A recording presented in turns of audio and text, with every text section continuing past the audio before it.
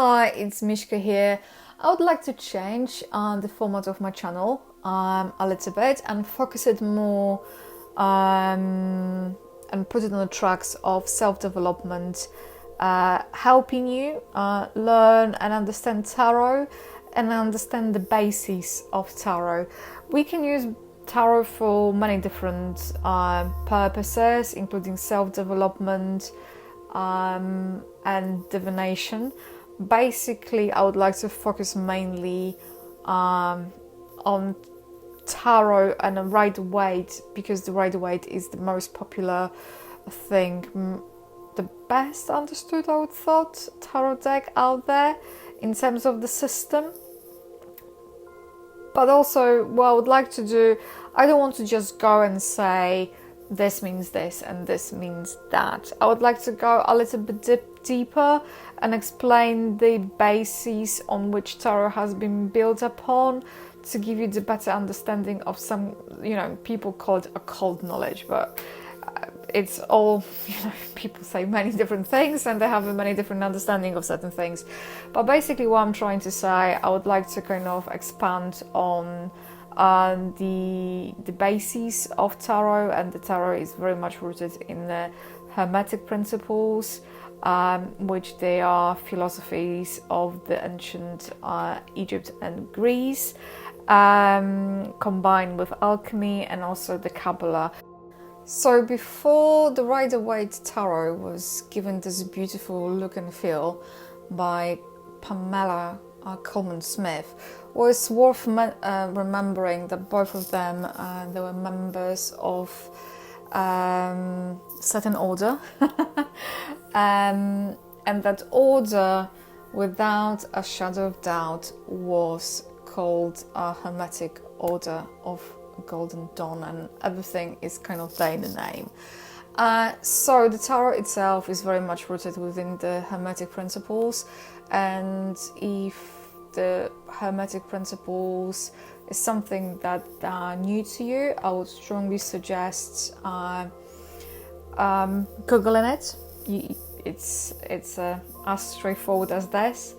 You're going to come across 7 Hermetic principles of the self-mastery, and there's the reason why the self-mastery it's included there. Because on the end of the day, for everyone who has been initiated or is understanding the principles of how we interact with reality, on the end of the day, everything comes from the inner. So everything that we need is already within, and we have to just kind of understand how we can kind of better how we can use that muscle, how we can better fine-tune ourselves. So the Hermetic principles, they're starting with the principle of mentalism, then they go into the principle of correspondence, and most people, they know it as above, so below. Nextly, we go to the principle of vibration. So everything moves, everything vibrates, and to be honest, this is very scientific. Quite often people, they misunderstand this for kind of woo-woo, but on the end of the day, if we go into look into our current understanding of physics, we're going to see that principle of vibration very much it sits there. And then another principle is the principle of polarity, and it's talking about the duality, and everything has its opposite poles, and everything has its pair of opposites. Then we would go to the principle of rhythm, and how everything ties together, rises and falls, and how everything is kind of manifesting itself in everything. So this is kind of talking about the cycles. Everything kind of runs in cycles. So and that cycle also includes a very two important cycles. This is not a cycle, but it's almost like the this principle of how the chaos and order that they needed in order to create our life experience or our experience. Then another principle that is called the principle the cause and effect. So this is kind of going into explaining that everything has its cause and effect, and even though we might not recognize the law, we cannot escape that law. And another one, and the last one, is the principle of gender. And but principle of gender, it's one of those hermetic principles that can be extremely confusing, because when this principle is talking about the masculine and feminine principles, and that everything manifests itself through the gender, actually it's more to it than this. This is kind of more relating to once again the chaos and order, the feminine energies, they're being perceived as birthing places of everything. And if we're going to think about how Greeks were seeing the beginning of the universe, they said that everything has arrived from the chaos, so the order emerged from the chaos. And basically this is principle of this gender, because we cannot have chaos without the order. So the chaos is kind of represented by the feminine aspect of that energy, and order is this male aspect of that energy. And because everything is has different aspects and there are different levels for understanding, quite often the feminine energy is the receiving energy, is also talking about the receiving energy, and masculine energy is the giving energy, the inserting kind of energy. So the active aspect, but I don't want to dwell too much about this. So this is to highlight the hermetic aspect here. Another aspect, and on which the tarot has been built upon, it's Kabbalah, and there are different types of Kabbalah. There is this Jewish mysticism that I'm not going to kind of touch upon, but I just want to highlight it. And this is another Christian kind of occultic translation of that Kabbalah that kind of goes hand in hand, that we see within the modern Hermetic movements. And I guess on top of it, there's also those aspects of alchemy and the processes. And I'm not going to go to it either at that point. And I think with the Rider Waite, we have those elements, but they're not that strong nor that pronounced. And then on the top of it, everything is being bolted on. So we have astrology, so on and so forth. But I'm not saying I'm not a believer of astrology, but I think from my perspective, I don't believe date of birth is actually the indication of when I came to be. And moreover, I'm not proponent of the tropical type of astrology. I'm more into, I call for me, astrology, as somebody who has a hermetic / alchemic background, is the sky clock. That's how I call it, and that's how some people they tend to call it. And also there's a different form of astrology that has been used by, for example, Jews for centuries. And if you're going to think about how many centuries they have, I think we have a year of 5,780, and they use the lunar calendar, and they are very much one of those people who are using sidereal type of astrology, and sidereal type of astrology is talking about the real sky, so there's no approximations, there's no it's basically what is out there in the sky in the real time. And within the Jewish tradition, for example, to give you the good example, they were determining whether Shabbos was taking place based on sky. So somebody would go on the top of the roof and wait to see, to observe when, if that particular day is going to be Friday, because maybe it's hard to believe, but before we had the solar calendar and kind of a more established calendar, the day of the week were determined by the planets above us. So you might have like 2 Fridays during the week, for example. So I know it's hard to kind of conceive this and see it from the perspective of modern human being, you know, our lives, they're being so kind of set up in this arrangement of time, this solar calendar, and it's very hard to see it otherwise. But also this kind of way of thinking, you're also going to see observing the sky. So in Catholic tradition, especially in Central and Eastern Europe, they tend to celebrate the 24th of December when the Christmas starts for them.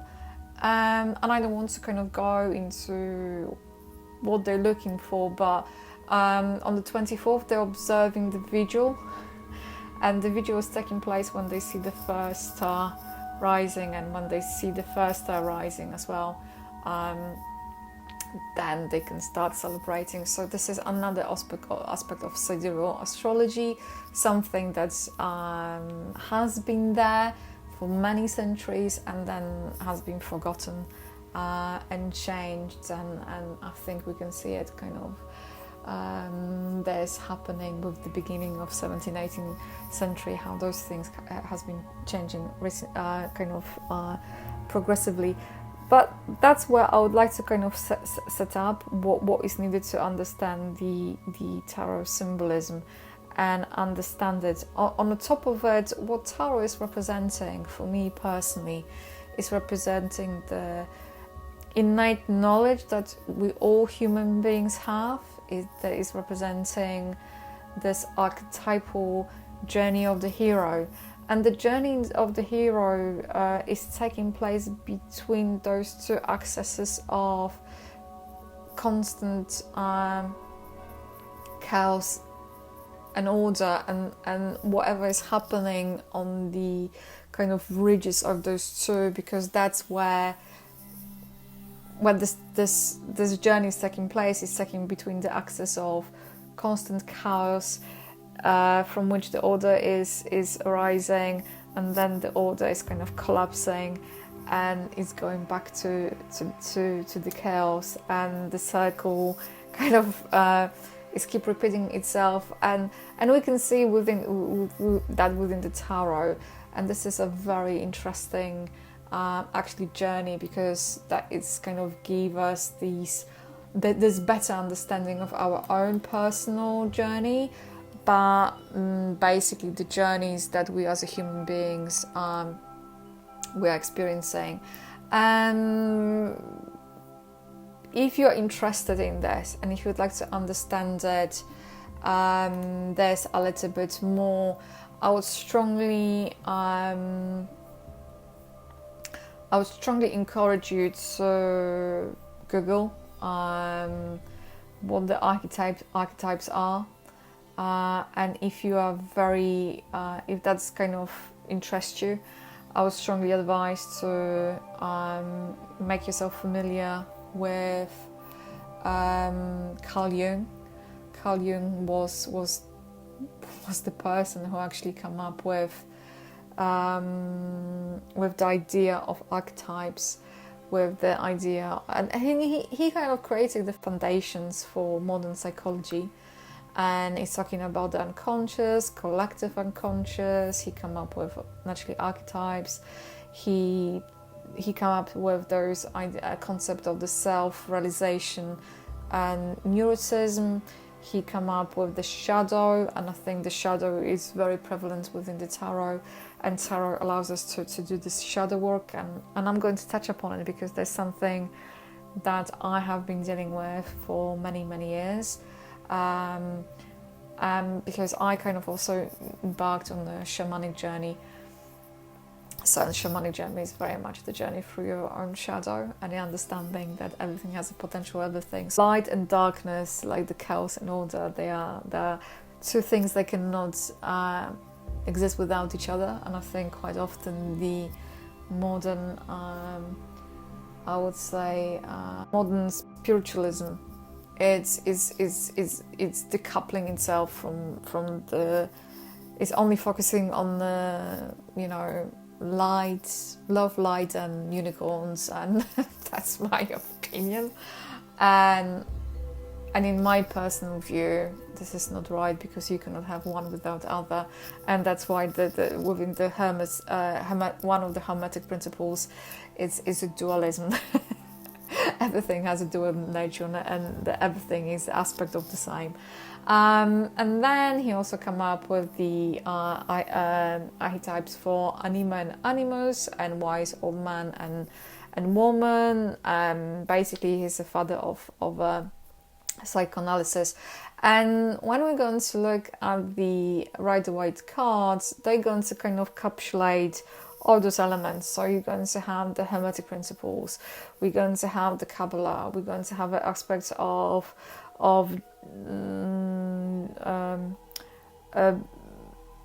especially in the major arcana. There's a lot of that are really jam packed with the Jewish mysticism, and then on the top of it, the 22 arcanas, they're representing this hero journey. They're representing us going through different phases, learning cycles, self-development, the need for self-realization and the need of belonging. And then it's basically one of the most encapsulating stories, because there's a story of the humankind and our own personal stories. So that's how I see tarot. So what I'm going to try to do, I'm going to try to unpick and unravel those elements, starting maybe from little bits, and then kind of going through different elements and try to explain it the way how I see it, because that is kind of a tool, because sometimes tarot is only seen on that surface level, as a divination tool, and I appreciate it because that's how we see it for fortune telling. But there is a little caveat here. There is a massive difference between our own free will and fortune telling. And if we're going to think about some of the religious beliefs or codex of religious behavior, if we're going to look at the Christianity and Judaism or Islam, in all of them they are forbidding or they're warning against looking to the future. And there's one good thing for it, and I understand why. Like within the Greek mythologies, when we go through all those Greek tragedies and through the personal journeys of those heroes, what we see is the element of pre-designed outcome, and sometimes, and that they kind of talking or dealing with the aspect of destiny. Yes, we all have our own destiny, I get that, I understand that, but equally what we have that element of the free will, and it's very important to understand how much of that free will can determine our future, and the purpose in our life, because sometimes when we're going to submit ourselves to a higher power, we are also submitting ourselves and relinquishing our self-determination and responsibility. And the thing is here to remain responsible and standing within your own power, being aware of this force that is around us, but remain humble. And that is a massive difference between submitting yourself towards something like, you know, if the God is willing, and then, you know, the responsibility is off my shoulders. And sometimes when we seek future, it's kind of the same mechanism. It's like, if the God is willing, and all of a sudden we're like, oh, this is going to happen. This can potentially happen. Future is the potential of things that might come to being. And I think this is the way how I see it, is the constant potential going in and out, things that are flashing in and flashing out quite often, all the time, out of existence. And I think for some of you out there who have ability to achieve the state of altered consciousness, is that going to be via the meditation, other means, other techniques? And for some of you who embarked on a more on different path, like myself, you know, I'm somebody who decided to involve myself with ayahuasca, and as a result, I kind of experienced and went through different types of experiences, different visions, different states of being, and so on and so forth. So it kind of gave me this very much different take on certain things, and presumably also shaped the way how I view things. But with that in mind, what that also gave me, it gave me this kind of insight into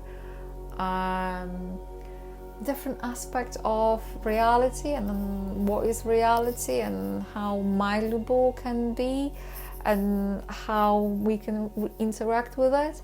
So this is also something to bear in mind. So some people naturally, because there's some people naturally can see it, that they have this ability to look into it, and I think I always had it, but ayahuasca gave me this very, very enhanced state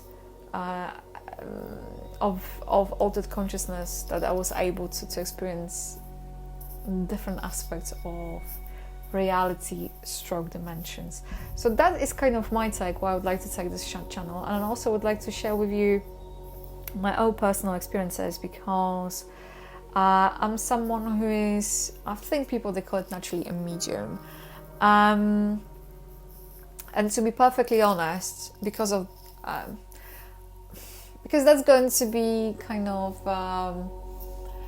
oxymoron over here, because in order to look into the future, we don't need tarot cards. We can read other people's fields. And tarot cards can help us, if that's what we choose to do. Tarot cards can help us to tap into our unconsciousness and something that is innately within us, because I strongly believe we all have an ability to sense and see things. Knowing without knowing is called intuition, the sixth sense. And if you choose, and if we're going to choose to develop this side of our abilities, we all have the ability to tap into, I don't know, people, they call it Akashic records, but I don't really like that term. To be perfectly honest, I don't like terms in general, so but the best type of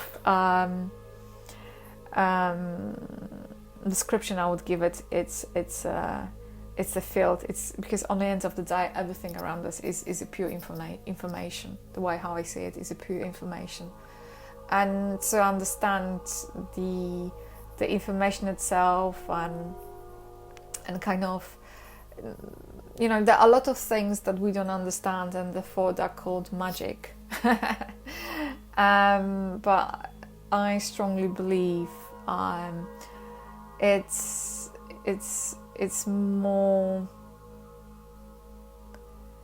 it's something that is what is around us. It's well oiled mechanism. It's whatever it is this perfect design. It has its own laws and cycles, and the fact that we don't understand that doesn't mean it's magic. We just don't have the way of comprehending it, and that's how I see it. So I hope that gives you the better overview of what I'm planning to take this channel to, and how I want to take it, and how I want to discuss it. And yeah, let's embark on that journey together. So speak soon.